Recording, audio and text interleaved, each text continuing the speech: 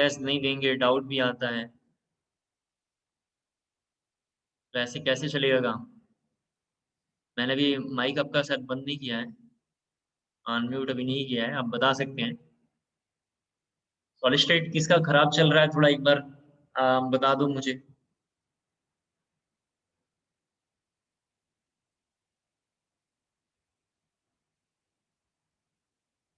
Message करके बता दें, यहाँ शर्म फील हो रही है तो कोई बात नहीं है। मैसेज करके तो बता ही सकते हैं कि सर हमारा बहुत बुरा हाल है सॉलिड स्टेट। आपसे बातें कर लें, पढ़ाने का तो है ही है रोज रोज। ये हमारे ऊपर भी बहुत प्रेशर रहता है रिजल्ट का, आपको मैं बता नहीं सकता हूँ।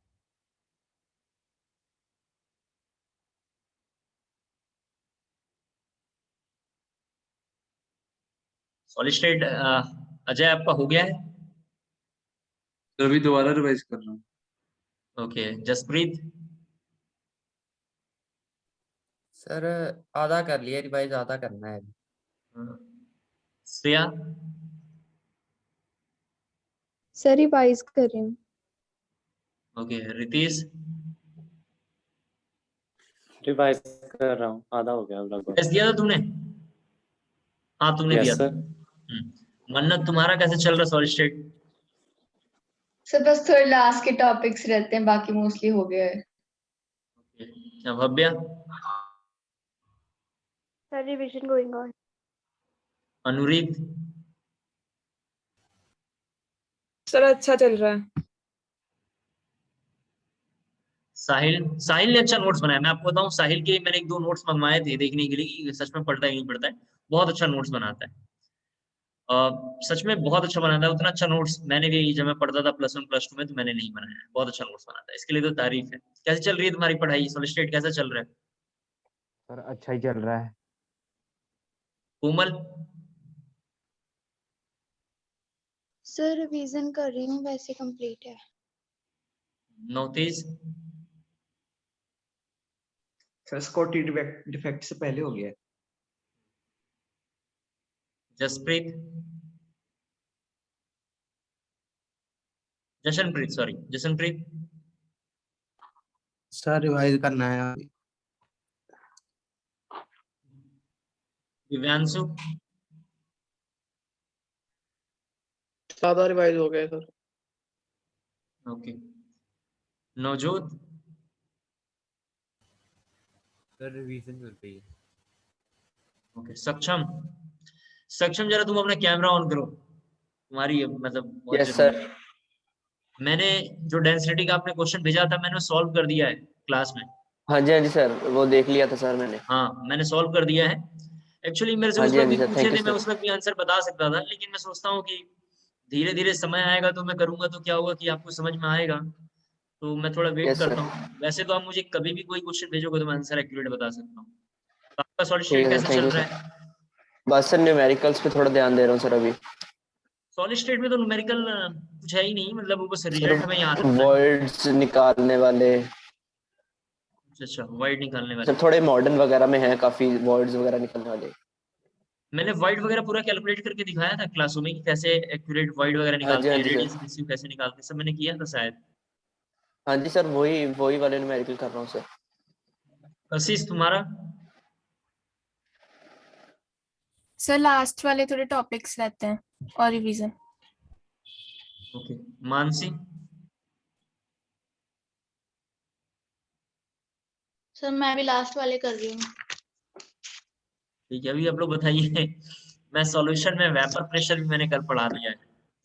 मैं तो सोच रहा हूँ कि मैं वेपर प्रेशर पढ़ाया जा रहा हूँ और आपका तो कहीं वेपर प्रेशर से दूर दूर तक रिश्ता ही नहीं है, ऐसा चल रहा है स्कूल में। घर पे रहते हैं आप, आराम से खाना खाइए, आराम से सोइए। जहाँ 4 घंटे सोते थे वहां 8 घंटे सोइए, लेकिन थोड़ा अच्छे से पढ़िए। कहानी में ट्विस्ट ये है कि सॉलिड स्टेट ही आप लोगों का चल रहा है। 4 मई को इन्होंने पेपर रखा है। मुझे ऐसा लगता है कि आप अच्छा स्कोर कर लेंगे, जैसा मैं सोच रहा हूँ, अगर आप थोड़ा सा मेहनत करेंगे तो। आपने सर शायद मैंने देखा होगा, नोट्स कंप्लीट कर लिए हुए हैं। आपने देखा होगा मैंने क्लास में उसके भी नोट्स आपको मतलब पेपर शेयर किया था। मतलब जो ये मेडिकल वाले वो भी पेपर मैंने शेयर किया था। पेपर तो बहुत इजी था मेडिकल वाला, आपने देखा था। कोई न्यूमेरिकल नहीं है, नाम का न्यूमेरिकल है, कुछ न्यूमेरिकल नहीं है। हमने जो पेपर बनाया था, मतलब जो पेपर आपने दिया था, भले ही थोड़े नंबर कम हो, लेकिन पेपर ऐसे ही आते हैं। आप पिछले 10 सालों का पेपर उठा के देखोगे जेईई और नीट का, तो बिल्कुल एक्यूरेट ऐसे ही नीट में और जेईई में क्वेश्चन आ रहे हैं, और ऐसे ही इसी क्लासरूम नोट से क्वेश्चन आएगा। अभी आपको धीरे-धीरे ये 5 महीने बाद समझ में आएगा, तब तक टाइम निकल गया होगा। सेम नोट से क्वेश्चन आएगा, कोई भी पेपर, कहीं भी पेपर दोगे, क्लास नोट से ही आएगा, चाहे कितना भी अच्छा पढ़ लो, यहीं से आएगा। तो क्लास नोट्स को अच्छे से तैयार कर लेना चाहिए। मैंने क्लास नोट्स में हर तरीके के क्वेश्चन रख के धीरे-धीरे मैंने प्रैक्टिस करवाई है। मैंने जानबूझ के सॉल्यूशन के टाइम में मोलारिटी, परसेंट, W/V ये सभी बार दोबारा रिवाइज़ थोड़ा करवा दिए तेज़ी से, ताकि कोई टॉपिक छूट रहा होगा तो आपको दिक्कत नहीं आएगी, आप सेफ एंड सिक्योर फील करेंगे। और बस ऐसे ही है, और कुछ है थोड़ी ना मुश्किल चैप्टर में। पिछले साल 11th में मैंने ऐसा अपने जानने में तो ऐसा सोचा था कि थोड़ा हम फिजिकल पे काम कर लेंगे, थोड़ा इनऑर्गेनिक पे कर लेंगे, ऑर्गेनिक पे कर लेंगे। बच्चा 12th में आएगा तो मैंने सोचा था कि P block, D and F metallurgy, इनको एक बार हम रिवाइज कर लेंगे थोड़ा। पीरियोडिक टेबल ऑफ बॉन्डिंग के पैरेलल रखते हुए इनको रिवाइज करेंगे। मतलब कोई एक चैप्टर ऐसा नहीं है कि हम केवल वही पढ़ाएं, बाकी छोड़ दें तो बच्चे याद करके रखें, बच्चे भूल जाते हैं। हमने सोचा था थोड़ा इनऑर्गेनिक कर लेंगे, फिर कॉम्प्लेक्स पढ़ लेंगे, फिर ऑर्गेनिक में हमने 5 चैप्टर तक बोला था ताकि आप पढ़ लें। उसका 2 रीज़न था। एक तो बच्चा खूब अच्छे से पढ़ के भी आएगा तो मैं उसको समझाऊँगा कि यहाँ गलती होगी, यहाँ गलती होगी, तो जहाँ गलती होगी उस पे हम पहले ज़्यादा काम करें। जैसे अगर 5 चैप्टर तक अगर आपने किया होता, करीबन 4-5 बच्चों ने किया था क्लास में, अगर वो सबने किया होता, उस वक़्त बोले हाँ सर कर लेंगे। मैंने फोर्सफुली भी नहीं पूछा था, बहुत प्यार से पूछा था, तो बोला था इन्होंने कर लेंगे। लेकिन अगर कर लिया होता इन लोगों ने, यानी आप लोगों ने, तो मैं एक्यूरेट बताता कि ये वाला क्वेश्चन आता है और यहाँ पे गलती होगा। जैसे मैं आपको बताऊँ, जीओसी 1 मैंने ड्यूरिंग लेक्चर कई बार बोला है, अभी भी बोल रहा हूँ। आप कितना भी अच्छा तैयार कर लीजिए, हर साल 99% बच्चों के चांसेस रहते हैं स्टेबिलिटी ऑफ आरएस में लाके गलती करते हैं। 99% चांस है, गूगल पे सर्च कर लेना ये बात, या आप कहीं टेस्ट सीरीज ज्वाइन करके देख लेना। 99% चांस है कि रेजोनेटिंग स्ट्रक्चर्स की स्टेबिलिटी में लाके हम गलती करते हैं। तो जब आप वहाँ पढ़ के अगर पहले से आएँगे तो क्या होगा कि एक काम आपने अच्छे से कर लिया है, दूसरा काम क्या होगा, मेरे जिम्मे रहेगा बार-बार रिकॉल करवाना, और दूसरा काम रहेगा कि बच्चे को देखना कि बच्चा कहाँ गलती कर रहा है, एक्यूरेट उस पे काम करना। और टेस्ट तो ज़रूर देंगे, आप में से अगर किसी ने टेस्ट नहीं दिया होगा, तो मैंने कभी किसी के साथ बदतमीज़ी से बात नहीं करी है, आपको मैं बताऊँ। अगर किसी से मैं थोड़ा ऊँची आवाज़ में बात कर दूँ या डाँट देता हूँ, तो थोड़ा पैसे लेता हूँ तो शर्म फ़ील करता हूँ, इसलिए बोल देता हूँ, वरना मेरे को उससे भी फ़र्क नहीं पड़ना चाहिए। तो टेस्ट देने से एक्यूरेट ये पता चलता है कि आपके नंबर कहाँ कम आ रहे हैं और ज़्यादा आ रहे हैं। अगर किसी बच्चे के नंबर कम आ रहे हैं या कोई उसका एरर आ रहा है, तो मुझे ध्यान रहता है ये गलती कर रहा है, मैं उसको पर्सनली फ़ोन करके बोल देता हूँ कि आपने यहाँ गलती करी, इसको प्लीज़ इसको ठीक कर लीजिएगा। करीबन 15 बच्चे, मैंने बताया 10-15 बच्चे ऐसे हैं, जो मेडिकल में तो देखो 2-3 लोगों को छोड़ के कुछ भी नहीं था, इसलिए हमने मेडिकल थोड़ा-सा रोक दिया, और बहुत ही उसमें नौटंकी चल रहा था उस वक़्त। आपकी बैच में 10-15 बच्चे ऐसे हैं जो बहुत अच्छा पढ़ते हैं। अगर शुरू से जैसी स्पीड थी, अगर वैसा ही मेंटेन रखेंगे, आगे की क्लासों में मैं गारंटी देता हूँ आपका सिलेक्शन होगा। आप तो सिलेक्शन के चक्कर में हो, मैं तो ये चक्कर में हूँ कि 100 परसेंटाइल में 100 परसेंटाइल लाने वाले हमारे कम से कम 2-3 बच्चे होने ही चाहिए। ऐसा मैं सोच रहा हूँ, आप बस क्वालीफाई के चक्कर में हो। क्वालीफाई तो ईज़ी हो जाएगा, आपको बताऊँ, ईडब्ल्यूएस 70 परसेंटाइल माँगेगा, अभी बहुत दूर है, ऐसा मैं समझाना ये चाह रहा हूँ आपको। बहुत ईज़िली हो जाएगा, पहले तो मैं पढ़ाते हुए ला रहा हूँ, फिर मैं आपको बताऊँगा ये टॉपिक सीधा रट्टा मारना जेईई मेंस में यहीं से आएगा। इसके बेहतरीन एग्ज़ाम्पल हमारी एक स्टूडेंट है इस बार प्लस 2 में, उसका नाम है आर्ची वालिया। अगर कोई टांडा-वांडा से होगा, तो अगर उसको जानता होगा या आप में से कहीं से भी होगा उसको जानता होगा, पर्सनली उससे पूछना। 22 क्वेश्चन क्लासरूम नोट से थे इस बार जेईई मेंस में, और मैंने बताया था ये क्वेश्चन आएगा, एक्यूरेट वही आया था। अभी अप्रैल सेशन में भी उसकी मैंने तैयारी अच्छे से करवाई थी। 25 को पेपर था अप्रैल का, लेकिन गवर्नमेंट ने चेंज कर दिया है, पता नहीं फिर पेपर कब होगा, एक्यूरेट हो भी पता नहीं है। तो भगवान ही मालिक है, पेपर भी होते रहना चाहिए। अभी 10th का पेपर भी गवर्नमेंट ने कैंसल कर दिया है, बच्चे सीरियस ही नहीं होंगे पढ़ने के लिए, ऐसे ही पूरा साल बर्बाद किए आ गए। 12th वाले बच्चे भी चाहते हैं कैंसल हो जाए, कभी पढ़ने की ज़रूरत ही ना पड़े। तो इससे क्या होगा, इतना मतलब ज़्यादा बेरोज़गारी आएगी, बच्चे रेस में आएँगे, सीरियस नहीं रहेंगे, करियर में कुछ कर ही नहीं पाएँगे। तो मेरे हिसाब से पेपर होना ही चाहिए हर जगह, और आपको भी स्कूल में भी पेपर बार-बार देते रहना चाहिए। हम मैक्सिमम क्या कर सकते हैं, आपके गार्जियन से कह सकते हैं, इससे ज़्यादा थोड़ी ना कर पाएँगे। प्रिंसिपल से बता सकते हैं, कोऑर्डिनेटर को इन्फॉर्म कर सकते हैं, लेकिन मेरा ये सजेशन है पेपर दें। अगर आपको पेपर में ये लगता है कि अगर आपके 4 क्वेश्चन थे, आपने 4 क्वेश्चन में 2 क्वेश्चन सही करा है या 1 क्वेश्चन सही करा है, वो भी गलत हो गया है, आप मेरे को फ़ोन करके बोल दें, सर ये टॉपिक मुझे समझाइए, मेरा वो जॉब है, मैं उसे करूँगा। ऐसा अगर हम नहीं करेंगे तो धीरे-धीरे हमारा रिज़ल्ट डिक्लाइन होते चला जाएगा, और एक टाइम ऐसा आएगा कि हमारा एक्जिस्टेंस खत्म हो जाएगा और हम कहीं कुछ भी एक्जिस्टेंस नहीं रख पाएँगे। तो इस तरीके से धीरे-धीरे पढ़ेंगे। मैं तो अपने जानने में एनसीईआरटी के जितने टॉपिक हैं, वो कोशिश करता हूँ कि अच्छे से रिवाइज़-वाइज़ करा के लेकर आऊँ। आप थोड़ा उसको पढ़ के आएँ। ये भी ड्यूरिंग लेक्चर बताता हूँ, ये टॉपिक यहाँ से लेना देना है, इस टॉपिक का यहाँ से लिंक है।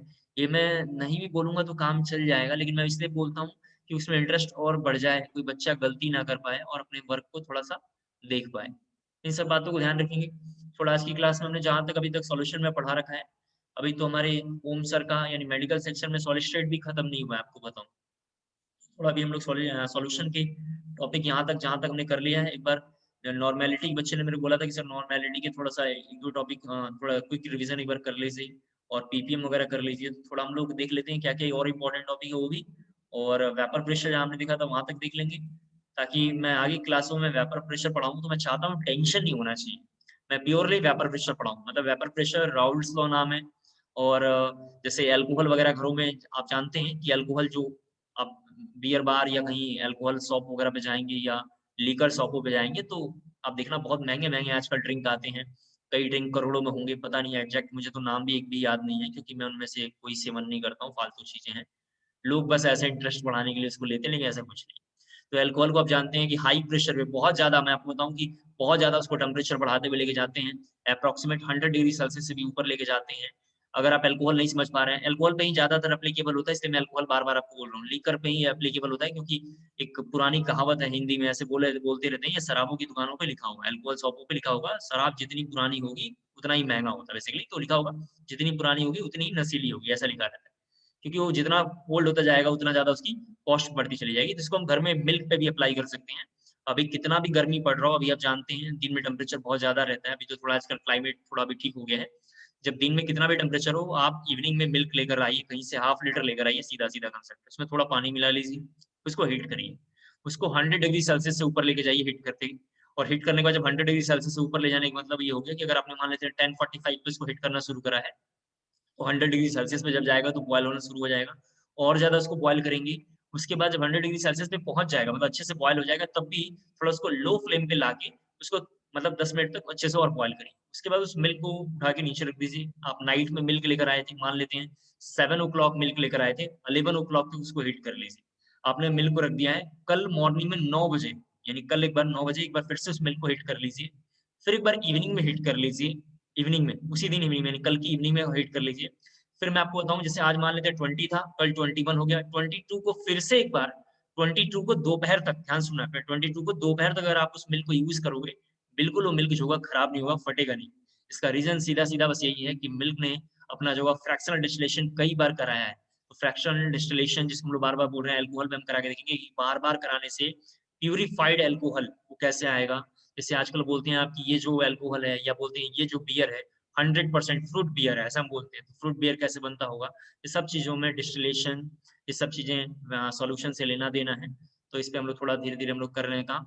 तो मैंने वेपर, फेज़, इवेपोरेशन हमने अभी प्योर लिक्विड पे करा है, जो सॉल्यूशन में एक ही टाइप का कंटेंट है, या तो सॉल्वेंट है या सॉल्यूट है, एक्यूरेट है मुझे पता नहीं कौन है, सॉल्वेंट या सॉल्यूट है। कमिंग क्लासों में, यानी आज थोड़ा हम लोग बस ये पीछे से थोड़ा-सा रिकॉल कर लेंगे, 15-20 मिनट लगेगा इसमें रिकॉल करने पे। इसके बाद हम देखेंगे कि सॉल्वेंट या सॉल्यूट, पहले एक कंटेनर में ए नाम का सॉल्यूट पड़ा हुआ था, ये सॉल्वेंट पड़ा हुआ था, उसमें एक नया सॉल्यूशन एक और बी नाम का आएगा, और ए और बी एक दूसरे से इंटरैक्ट करेंगे, तो उनके इंटरैक्शन से क्या-क्या चेंजेस होगा, उसी का नाम सॉल्यूशन है। और उसी का 4-5 नाम है, जैसे राउल्ट्स नाम है, रिलेटिव लोअरिंग वेपर प्रेशर नाम है, और इसी तरीके से एक और कांस्टेंट आएगा, जैसे कापा नाम का एक कांस्टेंट आएगा। ये फिल्मों वाले कटप्पा नहीं है, ये कापा एक बस कांस्टेंट आएगा। फिर इसी तरीके से एलिवेशन ऑफ बॉइलिंग पॉइंट हम पढ़ेंगे। फिर धीरे-धीरे हम आते हुए इसमें आगे पढ़ेंगे, डिप्रेशन इन फ्रीजिंग पॉइंट पढ़ेंगे। फिर धीरे-धीरे काफ़ी टॉपिक आगे बढ़ेगा तो लेटेंट हीट पढ़ेंगे, जो कायदे से फिजिक्स में पढ़ाना चाहिए लेटेंट हीट। लेकिन मैंने देखा है कि फिजिक्स के जितने भी टीचर होते हैं पैन इंडिया में, लेटेंट हीट कहाँ से आता है, वो सब रट्टा-वट्टा मरवा देते हैं बच्चों को। वो बिल्कुल नहीं बताते कि एक्स रेज़ का चेंजेस क्या होता है, गामा रेज़ क्या है, या कुछ भी नहीं बताते, बस रट्टा-वट्टा मरवा देते हैं। फिर लेटेंट हीट हम देखेंगे कि सन और अर्थ में क्या रिलेशन है, वो लेटेंट हीट कैसे जनरेट करता होगा, इसी चैप्टर में आएगा।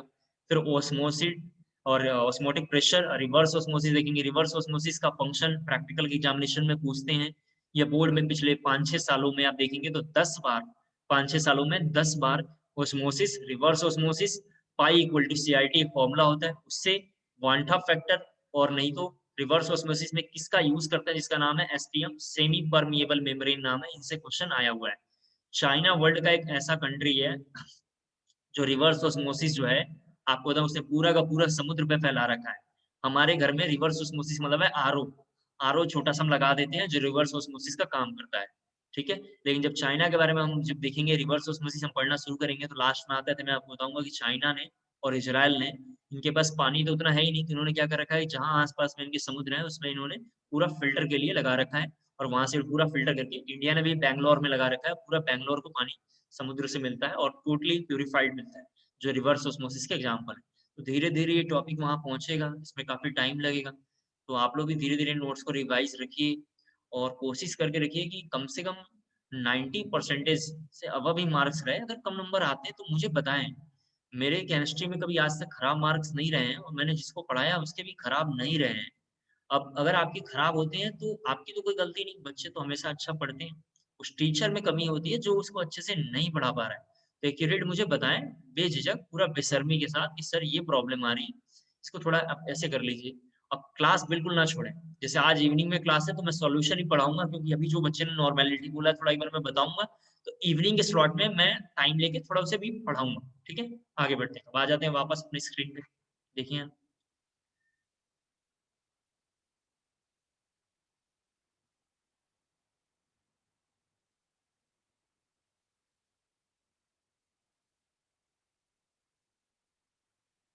यहाँ देखिए हमने ये एक टॉपिक शुरू किया था जो सॉल्यूशन है, और एक टॉपिक का नाम है कॉलिगेटिव प्रॉपर्टी। हम लोग अभी इसके बारे में कोई बातचीत नहीं कर रहे हैं, हम लोग केवल अभी फर्स्ट पार्ट देख रहे हैं जो सॉल्यूशन है। कॉलिगेटिव प्रॉपर्टी में थोड़े दिन में दिखाई देने वाला है, शायद मे भी 2-3 दिन में स्टार्ट हो जाएगा, जो काफी बड़ा टॉपिक है। ये भी हम लोग कर लेंगे, इसमें परेशान होने की कोई बात नहीं।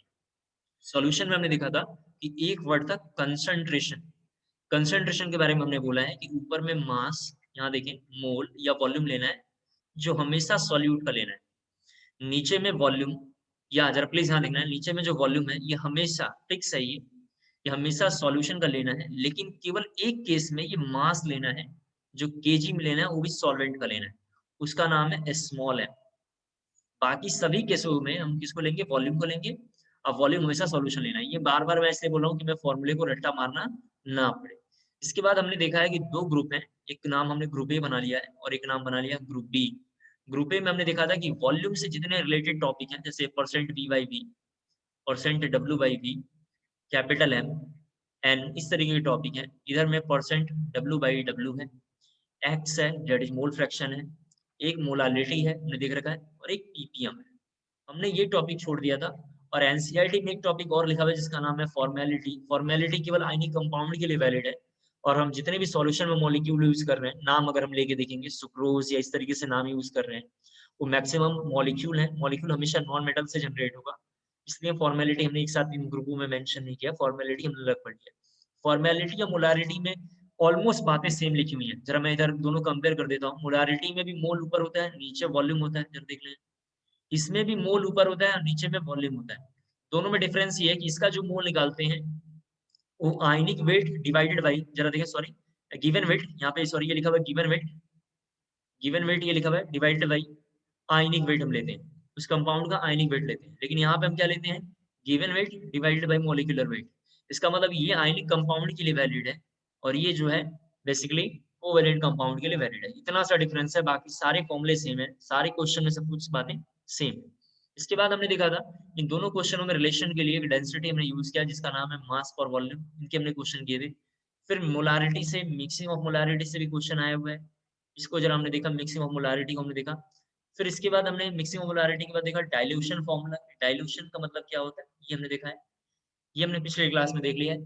फिर ये 2-3 टॉपिक आपको जरा सा घर पे तैयार करना है, जैसे एक टॉपिक का नाम है परसेंट यील्ड, ये जरा आपको तैयार करना है, जो मोल कांसेप्ट में हमने देखा था, percent yield of the sample, जो थोड़ा काफी इंपॉर्टेंट है। सॉल्यूशन में ये भी बार बार पूछा हुआ है प्रीवियस में, इसको जरा तैयार करना। दूसरा हमने देखा है percentage composition of the sample, ये थोड़ा काफी इंपॉर्टेंट है, of the sample. Percentage composition of the sample उसी बच्चे का अच्छा होगा, मैं आपको बताऊं, जिस बच्चे का हिटिंग इफेक्ट बहुत अच्छा होगा, ठीक है, percentage composition of the sample. और थर्ड एक हमने देखा है percent purity of the sample, percent purity of the sample. ये 3 टॉपिक भी सॉल्यूशन से लेने देने हैं, और इन तीनों को भी हमने मोल कांसेप्ट की क्लास में कर लिया है। इन तीनों को हमने मोल कांसेप्ट की क्लास में कर लिया था, इनको जरा आप अच्छे से तैयार कर लेंगे। थोड़ा नॉर्मेलिटी की जरा साथ नहीं देखते हैं। आप में से जरा सा अगर किसी बच्चे का मोल कंसेप्ट में डाउट है, मोल कंसेप्ट जरा एक बार कॉपी अब देख लीजिए जरा सा, क्योंकि बीच-बीच में ये देखो 3 चैप्टर बार-बार आएँगे और कोई इस वक़्त मेरे को पूछेगा, काम का टेंशन बढ़ाएगा। मोल कंसेप्ट में जरा देख लीजिए, कोई डाउट है कोई टॉपिक में तो जरा मुझे बताएँ, मैं जल्दी से बता के उसको खत्म करूँगा। एक बार जरा सभी बच्चे देख लें मोल कंसेप्ट, क्लास नोट्स जरा अच्छे से पहले देख लें। क्लास नोट जरा सा देख लीजिए, मूल कंसेप्ट में कोई डाउट हो कोई टॉपिक में तो जरा एक बार मुझे अच्छे से बता दें, उसको जरा हम खत्म कर लें जल्दी से।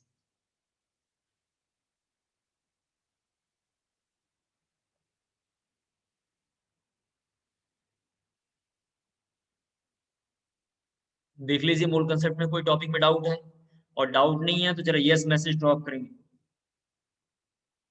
मूल कंसेप्ट में डाउट है तो देख लीजिए, और डाउट नहीं है तो जरा यस मैसेज ड्रॉप करेंगे। आराम से देख लीजिए, कोई जल्दीबाजी नहीं है। हम ऐसे भी कोर्स हमारा आगे चल रहा है, मैं आपको बताऊं, लेकिन इवनिंग में मैं सॉल्यूशन पढ़ाऊंगा, क्योंकि मुझे अपने कोर्स को भी मेंटेन रखना है कि ठीक चलता रहे।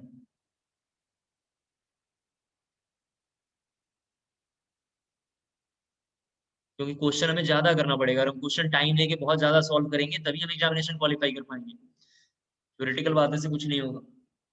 आप आराम से मूल कंसेप्ट लेके देख लीजिए एक बार, उसमें कोई टॉपिक मूल कंसेप्ट में जो लगता है कि मुझसे पूछना चाहिए, एक बार आप देख के उसमें बताइए कि सर ये टॉपिक वगैरह बता दीजिए, मैं उसे कर दूंगा, कोई दिक्कत नहीं।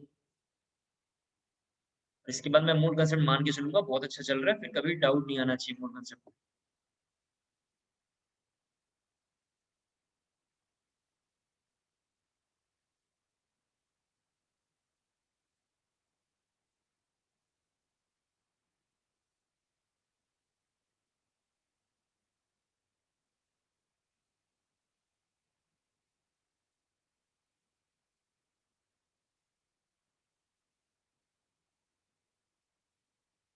इस बार जैसे किसी ने पूछा, मान लेते हैं मूल कंसेप्ट में सर इंपॉर्टेंट टॉपिक क्या है, जरा मैं वो भी बोल देता हूँ।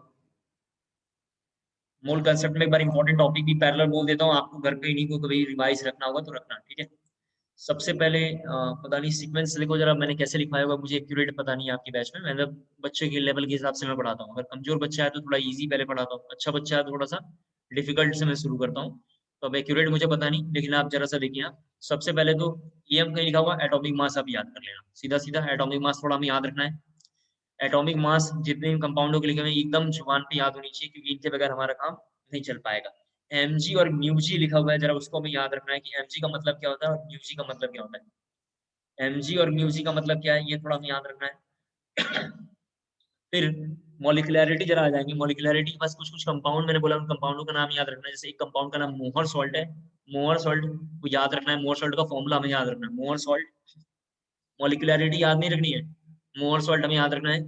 ग्लूकोज याद रखना है, सुक्रोज हमें याद रखना है, ग्लूकोज, सुक्रोज, पोटासैलम, पोटासैलम ये हमें याद रखना है।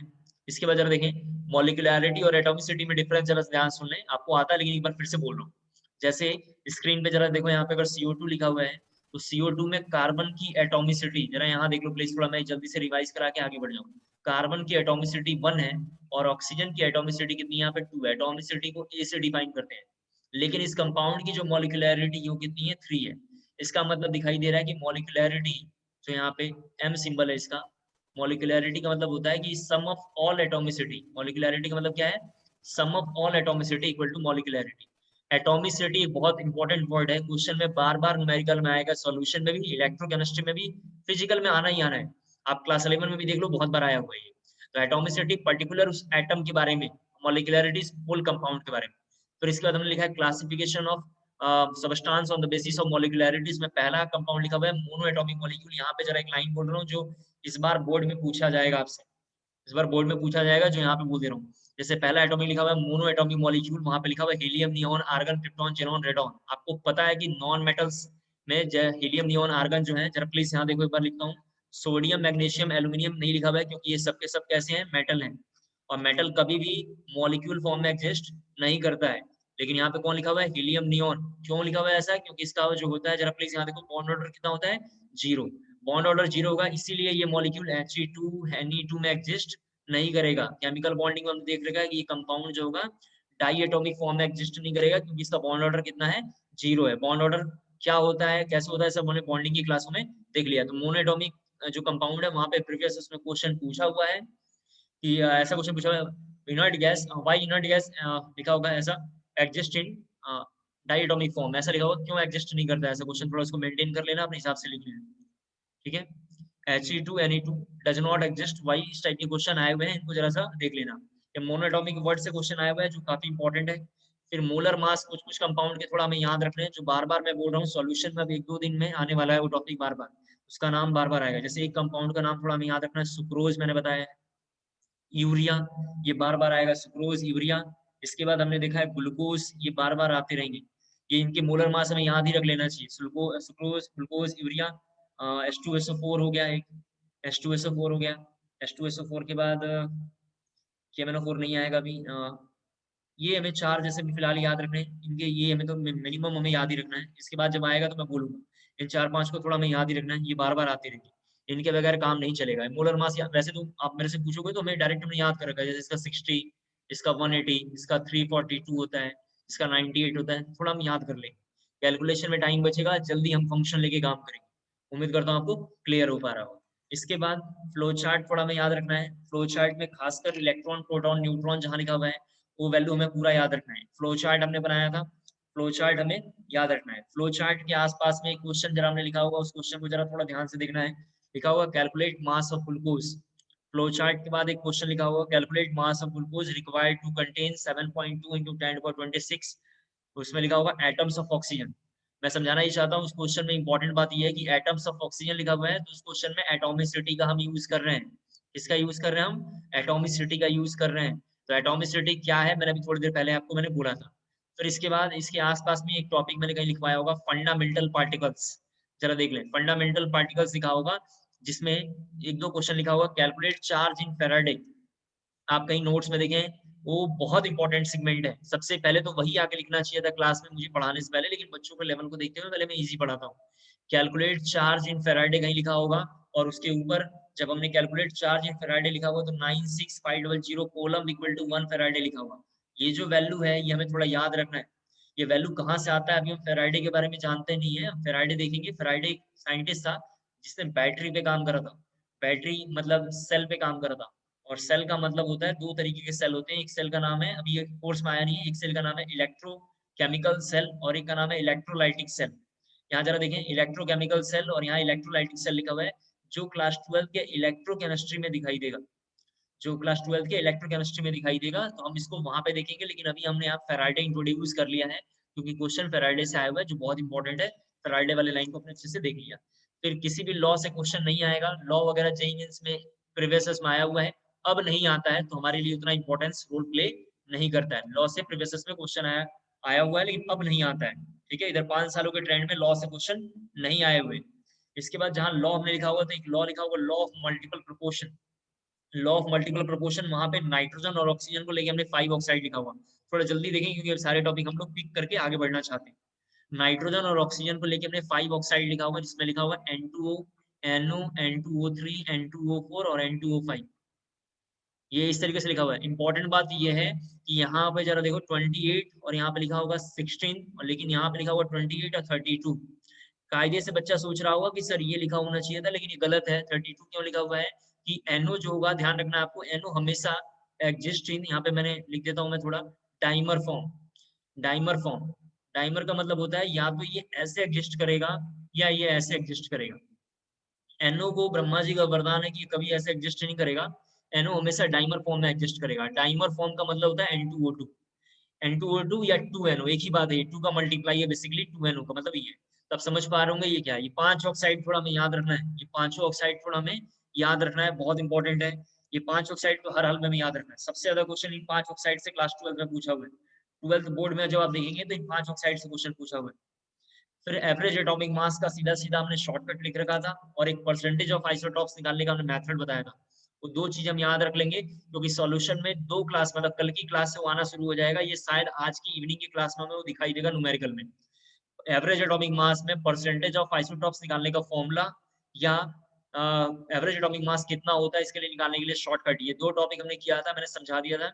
इन 2 टॉपिकों को अच्छे से देख लेंगे, क्योंकि शाम में, मतलब आज की क्लास में या कल की क्लास से हमारे इंट्रोड्यूस होना शुरू हो जाएंगे।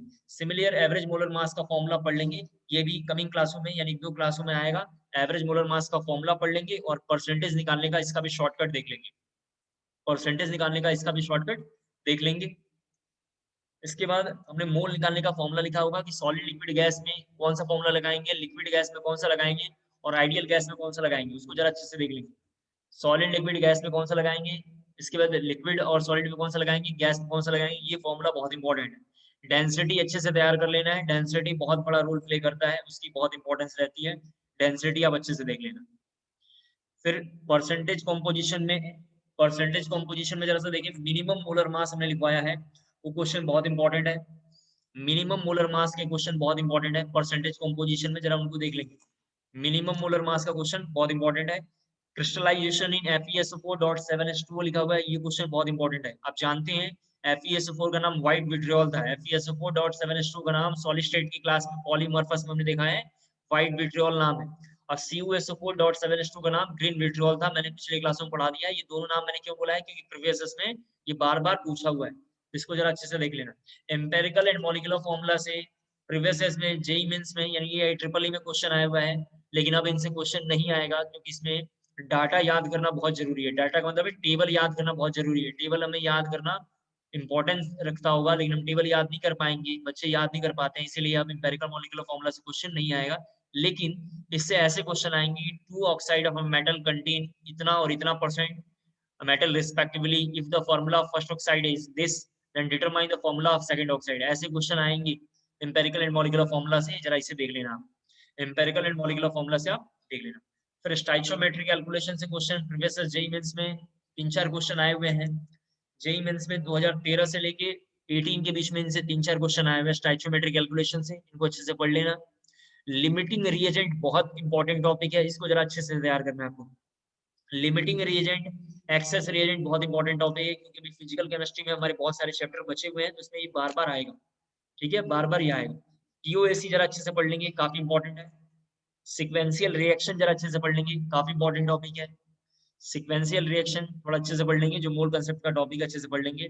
फिर percent purity, percent yield, percent composition अगर इसमें मिल जाए तो यहाँ देख लेंगे, अगर इसको हमने मोल कंसेप्ट 2 में कराया होगा तो वहां देख लेंगे। Percent yield, percent composition, percent purity देख लेंगे, ये तीनों टॉपिक बहुत इंपॉर्टेंट है। फिर कंसंट्रेशन ऑफ सॉल्यूशन में मोलारिटी एंड मोलालिटी सबसे ज्यादा इंपॉर्टेंट है। कंसंट्रेशन ऑफ सॉल्यूशन में मोलारिटी मोलालिटी सबसे ज्यादा इंपॉर्टेंट है, क्योंकि सबसे ज्यादा एनसीईआरटी में इन्हीं दोनों से क्वेश्चन पूछा हुआ है। प्रीवियस 10 इयर्स में सबसे ज्यादा क्वेश्चन इनसे पूछा हुआ है। नॉर्मेलिटी इंपॉर्टेंट है, लेकिन उतना इंपॉर्टेंट रोल प्ले अप नहीं करता है, क्योंकि इसमें एन फैक्टर चाहिए, इसमें लॉ ऑफ इक्विवेलेंस वगैरह चाहिए, तो बहुत ज्यादा फॉर्मूला चाहिए, तो बच्चे को बहुत रट्टा मारना पड़ता है, इसलिए ये अब एनसीईआरटी वालों ने शायद इसे कम कर दिया है। उम्मीद करता हूँ वो क्लियर हो गया वो। फिर हमने 2 क्वेश्चन जो लॉन्ग क्वेश्चन किया होगा वो देख लेंगे, स्पेशल फॉर्मूले देख लेंगे, मिक्सिंग ऑफ मोलारिटी देख लेंगे, यहाँ से क्वेश्चन आया हुआ है। मिक्सिंग ऑफ मोलारिटी से क्वेश्चन देख लेंगे, जो काफी इंपॉर्टेंट है। फिर addition and subtraction of significant figure से क्वेश्चन आया हुआ है। एडिशन एंड सब्सट्रैक्शन से सिग्निफिकेंट फिगर से क्वेश्चन आया हुआ है। मल्टीप्लिकेशन को भी जरा अच्छे से देख लेना, and division, multiplication and division को जरा अच्छे से देख लेना। राउंड अप से भी ये क्वेश्चन आया हुआ है जेईई मेंस 2003 में। राउंड अप से क्वेश्चन है जेईई मेंस 2003 में क्वेश्चन है, जिसको हमने पिछले क्लासों में कर लिया है, आप जानते हैं अच्छे से, मैंने पढ़ा दिया है। इनको जरा अच्छे से देख लेंगे। इनमें किसी टॉपिक में डाउट है तो जरा मुझे बताएं, और डाउट नहीं है तो जरा नो डाउट मैसेज जरा जल्दी से ड्रॉप करेंगे। इनमें किसी में डाउट है तो जरा देख के मुझे बताएं, अदरवाइज डाउट नहीं है तो जरा नो डाउट मैसेज जरा ड्रॉप करेंगे।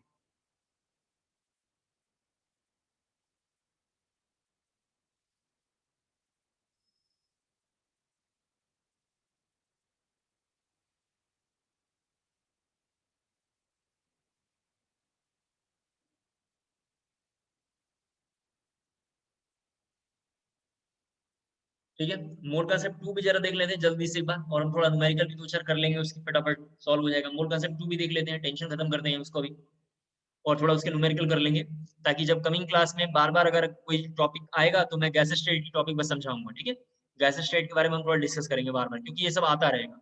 एक है कि मैं आपसे खुद बोल दूं, आप घर पे तैयार कर लो, लेकिन मैं जानता हूँ सच्चाई का सामना मेरे को भी है, तो मैं चाहता हूँ मैं करूँ और आप पहले बार देख लें। ठीक है, मोल कांसेप्ट 2 में, ठीक है, सबसे पहला काम तो ये रूल्स वूल्स सब हमारे काम का नहीं, आप पढ़ लेना, हमारे किसी काम का नहीं है। ठीक है, सबसे पहले तो लास्ट में देखिए कहीं लिखा होगा minimum oxidation number, maximum oxidation number, sum of all oxidation number, ऐसा करके 3-4 रूल्स लिखे होंगे लास्ट को, उनको जरा अच्छे से याद रखना है। जैसे minimum oxidation number of any element equal to होता है वैलेंस शेल -8, वैलेंस शेल -8 होता है, और मैक्सिमम कितना होगा आउटर मोस्ट शेल का electron. Sum of all oxidation number equal to charge equal to कितना होगा 0, और किसी मॉलिक्यूल के ऊपर चार्ज है तो टोटल चार्ज क्या होगा ऑक्सीडेशन नंबर होगा। ये 4 रूल थोड़ा हम याद रखेंगे। इसके बाद जरा सब क्वेश्चन में जरा आ जाइए। क्वेश्चन में क्या नाम इसका जेनथेट। ओके देखिए यहाँ पे क्वेश्चन में Fe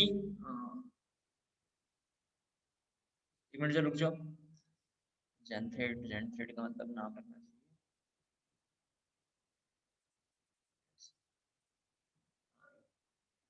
देखो ये नहीं, OS, RU और Xg, जरा देखो ये क्या लिखा हुआ OS, RU और Xg, इनका हाईएस्ट ऑक्सीडेशन नंबर होगा, ध्यान रखना पूरी पीरियोडिक टेबल जो +8 होगा। पूरे पीरियोडिक टेबल में सबसे हाईएस्ट ऑक्सीडेशन नंबर इन्हीं का होगा, इससे ज्यादा किसी का ऑक्सीडेशन नंबर नहीं होगा। 8 सबसे हाईएस्ट ऑक्सीडेशन नंबर है जो पूरे पीरियोडिक टेबल में ऑस्मियम, RU और जिनॉन, ये हमारे 3 एलिमेंट जो बेसिकली शो करेंगे, इनको थोड़ा हमें याद रखना है। इसके बाद कुछ स्पेशल कंपाउंड है जिनको थोड़ा हमें ऑक्सीडेशन नंबर याद रखना है।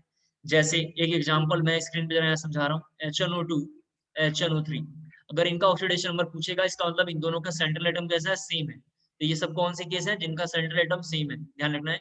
आपको याद होगा हमने अस एक बॉन्डिंग की क्लासों में पढ़ा है, ग्रुप 15 का अस एक आपको पता होगा, या 17 का हमने पढ़ लिया है। अस कितना होता है +3 और ये कितना होता है +5। तो ये HNO2 HNO3 थोड़ा हमें याद रखना है जो बहुत इंपॉर्टेंट है। सल्फर के सारे केस जैसे H2SO5, H2SO4, H2SO3, अब देख लें सबका सेंट्रल एटम कॉमन है, सबका कैसा है सेंट्रल एटम कॉमन है, देख सकते हैं आप H2H2O7, H2H2O8, ये सब थोड़ा हमें याद रखना है। सल्फर के सारे केसेस थोड़ा हमें याद रखने हैं विद नेम थोड़ा हमें इनको याद रखना है, विद नेम थोड़ा हमें याद रखना है। इसके बाद कुछ कंपाउंड ऐसे आएंगे, जैसे कंपाउंड है यहाँ पे जरा देखो NH4NO3, स्क्रीन पे देखेंगे इसको, ऐसे कंपाउंड में क्या इंपॉर्टेंस रखता है, बोलेगा नाइट्रोजन का ऑक्सीडेशन नंबर निकालें। इसका मतलब 2 अलग अलग नाइट्रोजन के बारे में बात कर रहा है, आपसे पूछता है नाइट्रोजन का ऑक्सीडेशन नंबर निकालें, तो 2 अलग अलग नाइट्रोजन के बारे में बात कर रहा है। इसका मतलब ये कंपाउंड ऐसे बना हुआ है, आप जानते हैं ये कंपाउंड ऐसे बना हुआ है, आपको अच्छे से पता है। जब ये कंपाउंड ऐसा बना होगा तो ये हाइड्रोजन का +1 × 4 आपको पता है, और इधर +1 लिखूंगा, जरा देख लें, और NO2 का X+ यहाँ पे स्क्रीन पे जरा सभी बच्चे देखें, यहाँ पे -1 लिखूंगा, यहाँ पे -1 लिखूंगा, तो ये X - 6 = -1 है, X की वैल्यू यहाँ पे +5 लिखी हुई है, आप जानते हैं। और यहाँ पे जरा ध्यान से देखिए, स्क्रीन पे सभी बच्चे देखें, +4 यहाँ पे लिखा हुआ है, इक्वल टू +1 लिखा हुआ है, और X की वैल्यू यहाँ पे कितनी होगी +3 होगी। एक बार जरा देखिए यहाँ पे NO3 में सभी बच्चे देख रहे हैं, यहाँ पे कितना आ रहा है +5 आ रहा है। आप जरा ध्यान से देखेंगे यहाँ पे कितना है +5 है, इस H को अगर हटा दें आप तो यही बना हुआ है ये, और इस H का नाम आपको याद होगा नाइट्रिक एसिड है। मैं समझाने के लिए कई मेथड बता रहा हूँ, एक का हमेशा ग्रुप 15 में देख लीजिए कितना आता है +5 होता है। तो एक ही क्वेश्चन को कई सारे मेथड है पढ़ने का, कि नाइट्रिक तभी +5, क्योंकि ग्रुप 15 17 का बॉन्डिंग में शॉर्टकट कितना होता है +5 होता है, आपने देख रखा है। और NO3 नाइट्रेट नाम है, आपको याद होगा एक से जब भी H+ बाहर जाता है तो हमने पिछले क्लास में बात कर लिया क्या बनता है 8 बनता है, तो नाइट्रेट तब भी क्या होगा +5 होगा, ये देख लेंगे। CrO5 एक कंपाउंड लिखा हुआ है, जरा उसको देख लेना अच्छे से। CrO5 एक कंपाउंड लिखा हुआ है, जरा उसको अच्छे से देख लेना। CrO5 बहुत इंपॉर्टेंट है, उसका नाम भी थोड़ा हमें याद रखना है। फिर average oxidation number, average oxidation number बहुत इंपॉर्टेंट है, सबसे ज्यादा इंपॉर्टेंट एवरेज ऑक्सीडेशन नंबर। इसमें इंपॉर्टेंट थोड़ा मैं एक बार बताता हूँ, एवरेज ऑक्सीडेशन नंबर में क्या क्वेश्चन सबसे ज्यादा इंपॉर्टेंट है। यहाँ से प्रीवियस इसमें ऐसे क्वेश्चन पूछा हुआ है, नॉन स्टाइचियोमेट्रिक कंपाउंड का ऑक्सीडेशन नंबर, जैसे ये लिखा हुआ है यहाँ पे देख लें, जो क्लास सॉलिड स्टेट 12 का सॉलिड स्टेट टॉपिक है, ये आप जानते हैं, इसका नाम है इंटरस्टिशियल कंपाउंड। इंटरस्टिशियल कंपाउंड इसका नाम है, या नॉन स्टाइचियोमेट्रिक कंपाउंड नाम है। तो यहाँ से ये पूछा हुआ है इसका ऑक्सीडेशन नंबर, या दूसरा क्वेश्चन पूछा हुआ है percentage of Fe2+ ion, percentage of Fe2+ ion. तो ये Fe.93 है, लेकिन हमने ऐसा बहुत सारे क्वेश्चन लिखा होगा, जैसे 0.4.44 ऐसे करके हमने बहुत सारे क्वेश्चन लिखा होगा। ऐसे सारे क्वेश्चन को आप अच्छे से पढ़ लेंगे। एवरेज ऑक्सीडेशन नंबर के सारे क्वेश्चन को पढ़ना बहुत जरूरी है, काफी इंपॉर्टेंट है। एवरेज ऑक्सीडेशन नंबर के बाद जरा सा देखिए आप, कुछ हमने कंपाउंड थोड़े ऐसे लिखे होंगे, ये कंपाउंड भी बहुत इंपॉर्टेंट है, जैसे लिखा हुआ स्ट्रक्चर एंड बॉन्डिंग मेथड, ये थोड़ा बहुत इंपॉर्टेंट है। स्ट्रक्चर में एक बार पहले बताता हूँ क्या इंपॉर्टेंट है, देख लो, फिर मैं जब कुछ डाउट है तो मुझे बताना। स्ट्रक्चर एंड बॉन्डिंग मेथड बहुत इंपॉर्टेंट है, इसके अंदर जितने हमने कंपाउंड लिखे हैं उनको जरा अच्छे से तैयार करेंगे, इनको जरा अच्छे से तैयार करेंगे। सब क्लास 12 के टॉपिक है, ये सब के सब क्लास 12 के टॉपिक है, क्योंकि सल्फर ग्रुप 16 है, ग्रुप 16 हमने क्लास 12 में पढ़ना है, इसको जरा अच्छे से तैयार करेंगे। फिर ऑक्सीडेशन रिडक्शन जरा सा अच्छे से देख लेना कि ऑक्सीडेशन रिडक्शन क्या है यहाँ पे, जरा देखो। रिड्यूसिंग एजेंट, ये थोड़ा आपको ध्यान रखना है। ऑक्सीडाइजिंग एजेंट ये क्या होता है, इनको जरा थोड़ा ध्यान रखना है। इसके बाद टाइप्स ऑफ रेडॉक्स रिएक्शन में कुछ कुछ कंपाउंड, जैसे एक कंपाउंड का नाम है डिसप्रपोर्शनेशन रिएक्शन, जरा ये थोड़ा हमें याद रखना है। डिसप्रपोर्शनेशन तो याद ही रखें, बहुत इंपॉर्टेंट है। पिछले 10 सालों में 10 बार समझ लें आप, इतनी बार आया है। डिसप्रपोर्शनेशन को बहुत इंपॉर्टेंट याद रखना है। डिसप्रपोर्शनेशन के जितने एग्जाम्पल लिखे हुए हैं मोस्ट इंपॉर्टेंट है, उसको जरा अच्छे से तैयार करना है। जैसे H2O2 लिखा होगा, इसके बाद वहां पे हमने लिखा होगा H2 + OH, जिसका नाम हेलाइड हेलेट नाम होगा। ये जरा से एक एग्जाम्पल लिखा होगा, जरा से देख लेना आप। कोल्ड एंड डाइल्यूट लिखा होगा, हॉट एंड कंसंट्रेटेड लिखा होगा। Cold and dilute, hot and concentrated लिखा होगा। H2O2 का एग्जाम्पल लिखा होगा जो बहुत इंपॉर्टेंट है। H2O2 का एग्जाम्पल लिखा होगा, बहुत इंपॉर्टेंट है। फिर P4 का लिखा होगा, एसिड का लिखा होगा, जरा इसको तैयार करना जरूरी है। P4 लिखा होगा, एसिड लिखा होगा, ये सब बहुत इंपॉर्टेंट रिएक्शन है, जरा इसको अच्छे से तैयार करना है। बच्चे बोलते हैं रिएक्शन ऑप्शन में याद नहीं रहता, इसलिए थोड़ा इनको बार बार हमें रिकॉल करना है, इनको ध्यान रखना है, बहुत इंपॉर्टेंट है। फिर डिस्प्रपोर्शनेशन रिएक्शन कौन शो करेगा कौन नहीं करेगा, तो मैंने इसका शॉर्टकट आपको क्लास में लिखवा रखा है, आप जानते हैं। जिसका ऑक्सीडेशन नंबर बीच में आएगा, जरा देख लें बीच का मतलब क्या है। जैसे नाइट्रोजन का मैक्सिमम +5 है और मिनिमम आप जानते हैं कितना होगा, -3, किसका है, नाइट्रोजन का। तो अगर HNO3 कहीं लिखा हुआ आ गया, इसका मतलब ये डिस्प्रपोर्शनेशन रिएक्शन शो नहीं करेगा, ये डिस्प्रपोर्शनेशन शो नहीं करेगा। लेकिन कहीं अगर N2 होगा तो ये कर सकता है, क्योंकि इधर भी जा सकता है और इधर भी जा सकता है। तो कैसा होगा, डिस्प्रपोर्शनेशन रिएक्शन शो करेगा। डिस्प्रपोर्शनेशन अच्छे से पढ़ लें। फिर balancing of redox reaction most important topic है, जरा इसको अच्छे से तैयार करने की जरूरत है। क्लास 12th में इलेक्ट्रोकेमिस्ट्री टॉपिक आएगी, वहां पे ये आना बीच बीच में शुरू हो जाएगा। बैलेंसिंग के बारे में जरा देखिए, इधर थोड़ा काफी इंपॉर्टेंट है। बैलेंसिंग से इसी साल ये वाला जो शॉर्टकट हमने लिखा था, आओ हरियाणा चले, जस्ट इसी साल एक क्वेश्चन आया हुआ है। जस्ट इसी साल एक क्वेश्चन आया हुआ है, मैं आपको शेयर भी कर रहा हूँ, जरा आप अच्छे से देखें। वैसे मैंने एक ग्रुप में शेयर किया था, जिस बच्ची को मैंने बताया, आर्ची को मैंने कुछ दिन पहले पढ़ाया था, उसी बच्चे ने ये पेपर हमको शेयर किया था कि सर ये पेपर में एक क्वेश्चन था, इसको हमने वहां पे अटेम्प्ट किया था और सही आंसर था। आपको मैं जरा एक बार दिखाता हूँ, आप ठीक है। ये तो बहुत इंपॉर्टेंट है, आओ हरियाणा चले, जरा अच्छे से तैयार करना है। फिर ऑक्सीडेशन नंबर मेथड और आयन इलेक्ट्रॉन मेथड एक बार एनसीईआरटी से पढ़ लेंगे, जो हमारे बस एक बार काम का है, बाकी हमारे किसी काम का नहीं है। बाकी हमारे किसी काम का नहीं, एक बार जरा अच्छे से पढ़ लेंगे, एक बार जरा वो अच्छे से पढ़ लेंगे, उसके बाद वो इंपॉर्टेंस उतना नहीं रखता है। मैं जरा एक क्वेश्चन आपको शेयर कर रहा हूँ, question number BCC question number 13 जरा देखना एक बार सब लोग अपने देखेंगे।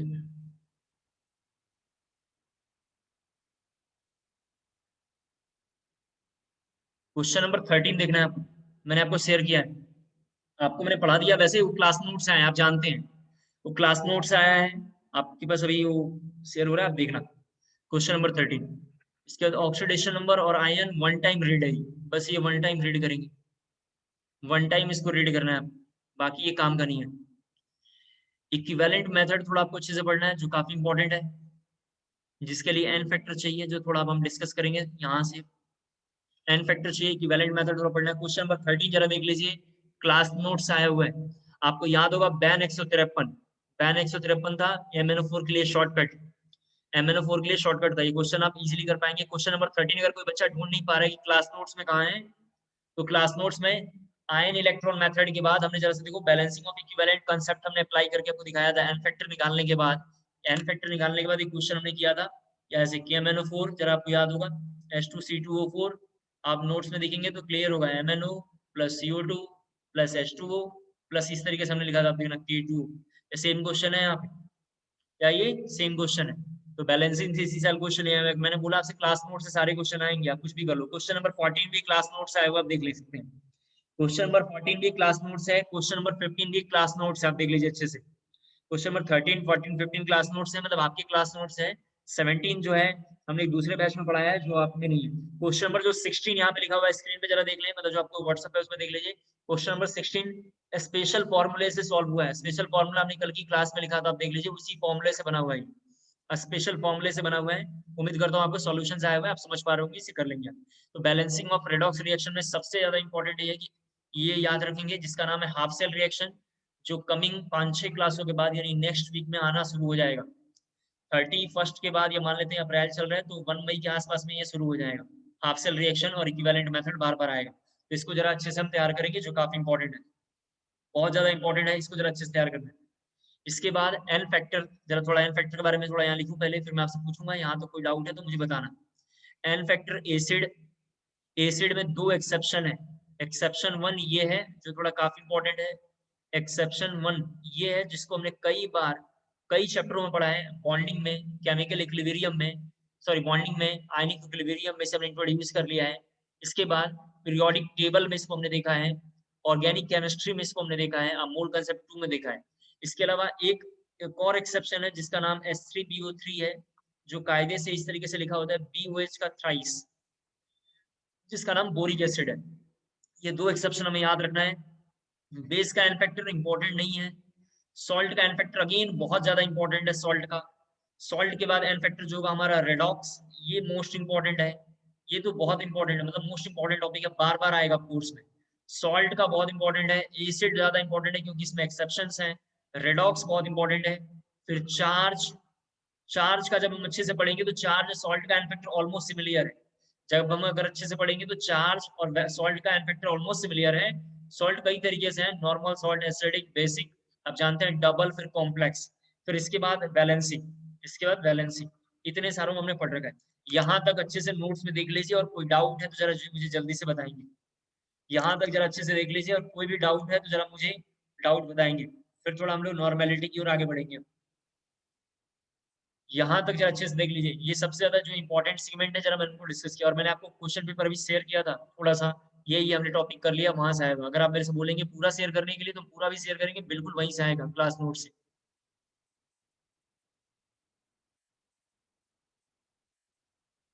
यहाँ तक डाउट है तो जरा देख लें, आप मुझे जरा मैसेज करके बताएं, और डाउट नहीं है तो जरा यस मैसेज ड्रॉप करेंगे। यहाँ तक देख लीजिए, अगर डाउट है तो जरा सा मुझे बताएंगे, और यहाँ तक डाउट नहीं है तो जरा मुझे यस मैसेज जरा ड्रॉप करके बताएंगे।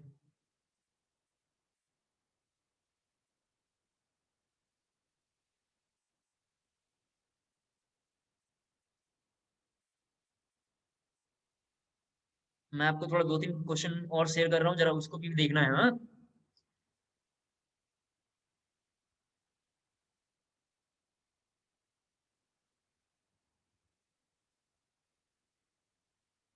जल्दी करेंगे, जल्दी से डाउट बताना है आपको, और अगर नहीं है तो जरा यस मैसेज ड्रॉप करेंगे।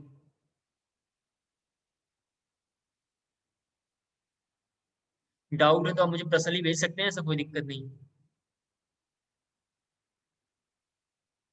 और जरा मैंने क्वेश्चन भी शेयर किया है, डाउट भेजने के बाद अगर आपका डाउट नहीं है तो यस मैसेज जरा जल्दी से ड्रॉप करेंगे। क्वेश्चन भी जरा मैंने शेयर किया, जरा उस क्वेश्चन में देखिए, क्वेश्चन नंबर 19 क्लास नोट्स है, जरा एक बार देखो तुम लोग, थोड़ा मैं कहना चाह रहा हूँ, बस पढ़ना है। क्लास नोट्स है, क्वेश्चन नंबर 19 देखें। क्वेश्चन नंबर 18 हाइड्रोजन चैप्टर से आया, वो भी क्लास नोट्स है। Question number 18, question number 19 class notes है, देख सकते हैं आप। क्वेश्चन नंबर 20 मैं इस साल आपको पढ़ाऊंगा, जो मैंने पिछले साल पढ़ाया था, ये भी क्लास नोट से था, ये सॉल्यूशन से पूछा हुआ है, ये सॉल्यूशन से पूछा हुआ है। क्वेश्चन नंबर 20 जो इस साल मैं आपको पढ़ाऊंगा, सेम क्वेश्चन क्लास नोट से आया हुआ है, सेम क्वेश्चन आप देख रहे हैं, सब कुछ सेम क्वेश्चन है। इसके बाद क्वेश्चन नंबर 21 क्लास नोट से है। क्वेश्चन नंबर 21 कैसा है, क्लास नोट से है, जरा एक बार मैं बोलता हूँ आपको। क्वेश्चन नंबर 21 क्लास नोट से, अगर आप 21 को अगर आप देखना चाहते हैं कि मैंने 21 कहाँ पढ़ाया है, तो अगर किसी बच्चे ने आयनिक इक्विलिब्रियम की क्लास मेरी अटेंड करी होगी, आयनिक इक्विलिब्रियम की क्लास अगर मेरी अटेंड करी होगी, तो वहां पे एक टॉपिक मैंने पढ़ाया है सॉल्युबिलिटी प्रोडक्ट, सॉल्युबिलिटी प्रोडक्ट वहां से आएगा। क्वेश्चन नंबर 22 क्लास नोट्स है, इसी साल आपको मैंने पढ़ा दिया, आप देख सकते हैं, सॉलिड स्टेट के क्लास नोट्स है, 22 नंबर क्वेश्चन, जिसको आप इजिली कर पाएंगे। ठीक है, question number 23 again class notes है, लेकिन आपके सिलेबस में नहीं था, इसलिए भी थोड़ा उसको हमने रोक दिया। क्वेश्चन नंबर 24 देखें, क्वेश्चन नंबर 24 बॉन्डिंग के नोट से है। क्वेश्चन नंबर 25 क्लास नोट से अगेन है, एटॉमिक स्ट्रक्चर से है, जैसे क्लास नोट से है, एटॉमिक स्ट्रक्चर से आप देख सकते हैं। क्वेश्चन नंबर 26 भी क्लास नोट्स है, जो पी ब्लॉक और मेटलर्जी मिला के मिला हुआ है, पी ब्लॉक और मेटलर्जी को मिला के बना हुआ है। पी ब्लॉक में ये मैंने पढ़ाया था, क्योंकि आपने उस वक्त आपके सिलेबस में नहीं था, मतलब आपके कोर्स में नहीं था, तो आप थोड़ा सीरियस लेके इसको आपने नहीं पढ़ा था, इसलिए आपको पता नहीं चलेगा, लेकिन ये क्लास नोट्स है। जैसे हैबर प्रोसेस अमोनिया बनाता है, जो हमने केमिकल इक्विलिब्रियम में कई बार इसको यूज किया है। ऑस्टवाल्ड प्रोसेस से अगर हम बात करें, या हॉल प्रोसेस से अगर हम बात करें, तो हॉल प्रोसेस से एल्यूमिनियम बनता है, जो हमने मेटलर्जी में बात किया है, तो ये सारे प्रोसेस को एक जगह कलेक्ट करके क्वेश्चन आए हुए थे। बेसिकली सारे लेक्चर कैसे आ रहे हैं, क्लास नोट से आ रहे हैं। एन फैक्टर तक आपने बताया, कोई डाउट नहीं है, सभी के मैसेज मेरे पास आ गए हैं। अब जरा प्लीज यहाँ पे देखो, नॉर्मेलिटी मोलैरिटी को जरा हम कंपेयर कर लेते हैं यहाँ से। देखो थोड़ा सा यहाँ पे, फिर इसके न्यूमेरिकल हम लोग शायद इवनिंग की क्लास में अब करेंगे। देखो यहाँ पे नॉर्मेलिटी के बारे में बात करेंगे, तो हम यहाँ पे लिखते हैं नंबर ऑफ, यहाँ देखेंगे नंबर ऑफ इक्विवेलेंट, यहाँ जरा देखना है number of equivalent of substance है। लेकिन मोलैरिटी में जरा देखो लिखा हुआ नंबर ऑफ सब्सटेंस, मैंने जानबूझ के लिखा है number of moles of substance. दोनों टॉपिक में जानबूझ के साथ साथ लिख रहा हूँ ताकि समझ पाए। यहाँ मोल्स लेना है, यहाँ पे इक्विवेलेंट लेना है, डिवाइडेड बाई यहाँ भी वी लेते हैं लीटर में और यहाँ भी लेना है वी लीटर में। इसका मतलब दोनों एक ही फैमिली से हैं, क्योंकि दोनों के दोनों में वॉल्यूम आ रहा है। बस यहाँ पे EQ आ रहा है, जरा से देख लें आप, और यहाँ पे मोल आ रहा है। मोल को निकालने का N शॉर्टकट होता है, मोल का सिंबल जिसका हम लोग लिखते हैं वेट बाई मोलिकुलर वेट। और EQ निकालने का फॉर्मूला थोड़ा हमें देखना पड़ेगा। तो EQ निकालने का फॉर्मूला होता है जो यहाँ पे देखो लिखा हुआ है गिवन मास, जो W से मैं इंट्रोड्यूस करना चाहिए था, लेकिन अभी लिखता हूँ given mass divided by EQ mass, equivalent mass. Given mass को हमने पिछले क्लासों में निकाला है। गिवन मास कैसे निकालेंगे, तो गिवन मास को W सिंबल होता है, गिवन मास का कैसा सिंबल है W। और इक्विवेलेंट मास के लिए जरा से देखो, इक्विवेलेंट मास कैसे निकालते हैं, मॉलिक्यूलर वेट आपको याद होगा, या आयनिक वेट इस तरीके से हम लिख रहे थे, या atomic weight divided by N factor ले रहे थे। तो हम क्या करेंगे, इनमें से MW लिख लेंगे। क्या लिख लिया हमने, MW मॉलिक्यूलर वेट, कोई एक लिख लो। आयनिक वेट क्यों, क्योंकि आयंस के लिए। एटॉमिक वेट क्यों, क्योंकि एक एटम का होगा। मॉलिक्यूलर वेट मतलब पूरी कंपाउंड का, divided by N factor. N factor को थोड़ा ऐसे बनाना आप जानते हैं। तो अगर मैं गिवन मास और इक्विवेलेंट वेट को अगर लिखूं तो मैं ऐसे लिख सकता हूँ, इसको जरा देखो आप कैसे लिखूंगा। EQ इक्वल टू मैं लिखूंगा यहाँ पे W ऊपर में, फिर कैपिटल M, फिर N फैक्टर। ये कैपिटल M इस तरीके का है मॉलिक्यूलर वेट के लिए, यहाँ पे ये मोलारिटी कैपिटल M आप जानते हैं, यहाँ तक समझ गए होंगे आप। फिर यहाँ से थोड़ा इसको सिंप्लीफाई अगर हम करेंगे, यहाँ से सिंप्लीफाई करेंगे तो EQ इक्वल टू अगर मैं लिखूँ यहाँ पे, तो W तो एज इट इज रहेगा, देख लें आप।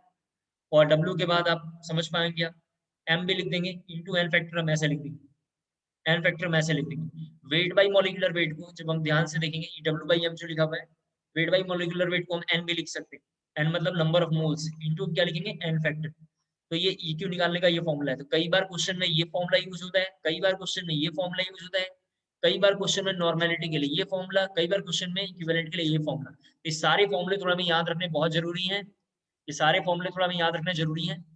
फिर EQ इक्वल टू देखेंगे, EQ इक्वल टू देखेंगे जरा से यहाँ पे देखो, तो मैं लिखूंगा नॉर्मेलिटी इंटू वॉल्यूम लीटर में, वॉल्यूम लीटर में। क्यों ऐसा हमने लिखा, क्योंकि वॉल्यूम में सॉरी नॉर्मेलिटी इक्वल टू हमारे पास लिखा हुआ है EQ divided by V litre में, तो यहाँ से हमने EQ बाहर निकाला है, ये लिखेंगे इस तरीके से। उम्मीद करता हूँ आपको क्लियर हो गया। फिर इसी बात को अगर यहाँ पे अगर हम लेकर आ जाए, इन फॉर्मूले में अगर हम लेकर आ जाए, तो कई बार क्वेश्चन इनसे पूछा हुआ है। ये सारे टॉपिक बहुत इंपॉर्टेंट है, इसको जरा अच्छे से तैयार करने की जरूरत है। ये सारे टॉपिक बहुत इंपॉर्टेंट है। तो मैं यहाँ से नॉर्मेलिटी इक्वल टू लिखूंगा, नॉर्मेलिटी इक्वल टू ये पूरा लाइन लिख लूंगा यहाँ पे, N into N factor, N factor लिख लो इंटू N, यहाँ पे लिख दिया, N का मतलब मोल है, ठीक है, मोल लिख लेंगे, डिवाइडेड बाई हम लिखेंगे V, किसमें लिखेंगे लीटर में। यहाँ पे लिखा हुआ normality equal to equivalent, equivalent हमने लिखा, इक्विवेलेंट निकालने का ये फॉर्मूला है N factor into mole divided V litre में। फिर आपको पता होगा कि ये भी क्वेश्चन प्रीवियस में कई बार न्यूमेरिकल में यूज होगा। फिर जरा देखो यहाँ पे N फैक्टर को हम रहने ही देंगे, और N बाई V को मोलारिटी बोलते हैं, N बाई V को हम क्या बोलते हैं, मोलारिटी बोलते हैं। तो ये क्वेश्चन भी कई बार रिपीट होगा, यानी रिलेशन से प्रीवियस में क्वेश्चन आए होंगे, जिसको आप इजिली कर लेंगे। फिर अगर किसी बच्चे ने ये N इंटू V जो लिखा है ml में ले लिया, यहाँ पे लीटर में है, तो जो ये EQ होगा, बुक्स में इसका नाम लिखा हुआ मिली इक्विवेलेंस, इसका नाम मिली इक्विवेलेंस लिखा हुआ क्योंकि मिली लीटर यहाँ पे यूज किया हुआ है। तो इनको लेके क्वेश्चन आया हुआ है। फिर इसके बाद इनके न्यूमेरिकल हम लोग कमिंग क्लास में देखेंगे, मतलब आज की इवनिंग की क्लास में कवर कर लेंगे। इसके बाद हमने 2-3 वर्ड ऐसे यूज किया था पिछले क्लास में, जैसे मोलर, तो इसके जस्ट पैरेलल थोड़ा लिखूंगा ताकि समझ पाए। नॉर्मल, नॉर्मल का मतलब, अब मोलर का मतलब देखिए, मोलर का मतलब है 1 mole of solute present in 1 litre of solution. तो नॉर्मल का मतलब है 1 normal of solute present in 1 litre of solution. इसी तरीके से सेमी मोलर, यहाँ सेमी नॉर्मल, सेमी के बाद वहां लिखा होगा पेंटी मोलर, यहाँ पेंटी नॉर्मल, वहां लिखा हुआ डेसी मोलर, यहाँ लिखा हुआ डेसी नॉर्मल, जो बहुत इंपॉर्टेंट है, इसको जरा अच्छे से हम तैयार कर लेंगे। फिर मिक्सिंग ऑफ मोलैरिटी के आसपास में हम देख रहे थे वहां पे, तो वहां पे लिखा होता है M1V1, जरा देख लो यहाँ पे इस तरीके से लिखा हुआ था M1V1 plus M2V2 divided by V1 plus V2। तो यहाँ पे अगर हम बात करेंगे तो N1V1 plus N2V2 divided by V1 plus V2 होगा। इसके बाद अगर मोलारिटी में हमने देखा था डाइल्यूशन फॉर्मूला, तो डाइल्यूशन फॉर्मूला था M1V1 प्लस M2V2, तो डाइल्यूशन फॉर्मूला यहाँ पे होगा N1V1 प्लस M2V2। ठीक है, इनको कर लेंगे आज की इवनिंग क्लास में, इनको जल्दी से हम थोड़ा न्यूमेरिकल कर लेंगे, टाइट्रेशन के ऊपर तक करेंगे क्योंकि टाइट्रेशन अभी हमारे काम का नहीं है। यहाँ पे इस चैप्टर में भी टाइट्रेशन आएगा ही नहीं तो काम का नहीं है, तो टाइट्रेशन के ऊपर तक हम न्यूमेरिकल इसमें देख लेंगे। उधर थोड़ा सा हम परसेंट Cl2 देख लेंगे, ब्लीचिंग पाउडर, हार्डनेस सॉफ्टनेस देखेंगे, और वेपर प्रेशर मैंने पिछले क्लास में पढ़ा दिया था। वेपर प्रेशर इवेपोरेशन उसका वीडियो मैंने YouTube पे अपलोड कर दिया है, जो लोग क्लास छोड़ दिए तो उसको देख लेंगे। अब 5 मिनट थोड़ा हम लोग इवेपोरेशन एक बार दोबारा बात करेंगे और वेपर प्रेशर पे दोबारा बात करेंगे, और फिर उसके बाद हम लोग वापस राउल्ट्स लॉ पे आ जाएंगे, जो आज का हमारा टॉपिक था, थोड़ा हम रुक गए थे, तो राउल्ट्स लॉ पे आ जाएंगे। आज के लिए इतना बहुत है, थैंक यू सो मच, कर लेना।